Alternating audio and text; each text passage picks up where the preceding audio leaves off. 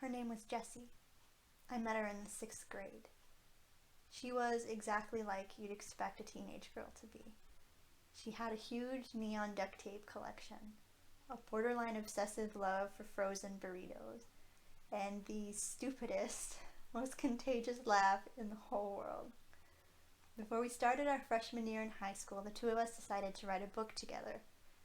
It would be our life's work, our best work, and we were so excited to make our debuts as young authors. In September of 2011, after being refused help and support from her family in dealing with her depression, Jessie killed herself, ending our would-be dream novel on page 17, chapter 1. According to the CDC, that year, 42,772 other stories would be cut short like ours was.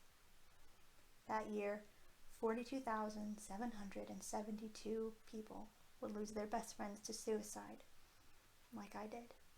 According to the National Alliance of Mental Illness, 1 in 5, or 43.8 million Americans live with a mental disorder, and 90% of all children who commit suicide have a mental illness.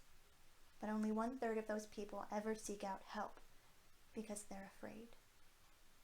NAMI says that fear of rejection from friends, fear of disclosure, lack of education, and discrimination, or stigma, keeps them from reaching out when they need it the most. Some people have said that the stigma surrounding mental illness is fixed, that it's no longer an issue because of all the media attention mental illness is getting these days.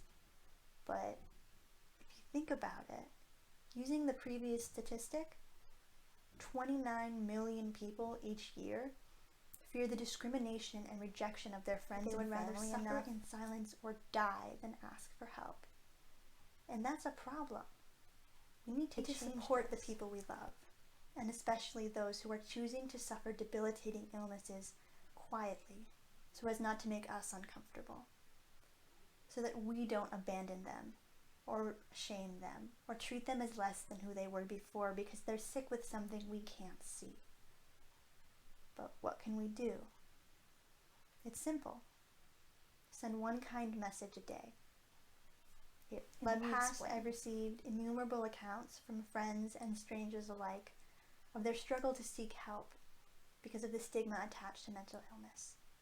They spoke of their estrangement and their loneliness, or the pain of when they stopped being themselves, when they no longer had the motivation to maintain friendships, that they were abandoned, that they were met with silence. My goal is to persuade people to reach out to their friends every now and again and let them know that you're still here, that they're still loved, and to do it regardless of whether you know they're suffering or not, because they could be, and it matters. But to really prove my point, I wanted to provide a number of sources, that is, personal accounts of people who have been clinically diagnosed with a mental illness, their experiences with stigma, and their response to my one kind message a day idea.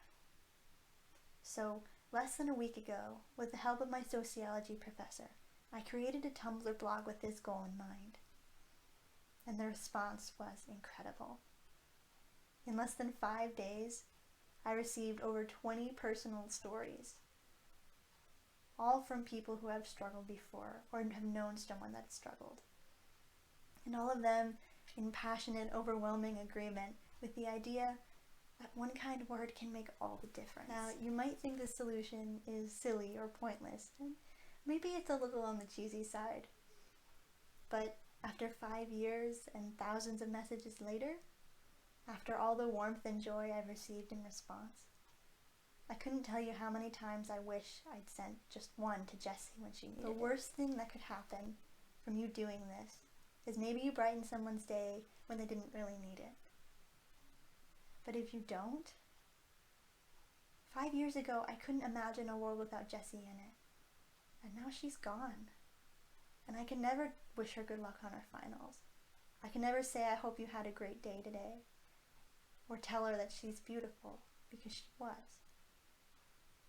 In the end, my biggest regret is all the kind words I never gave because I didn't think they would make a difference. Don't let it be the death of a loved one that inspires you to be kind for no reason. One message isn't hard to send. but one message can mean the whole world.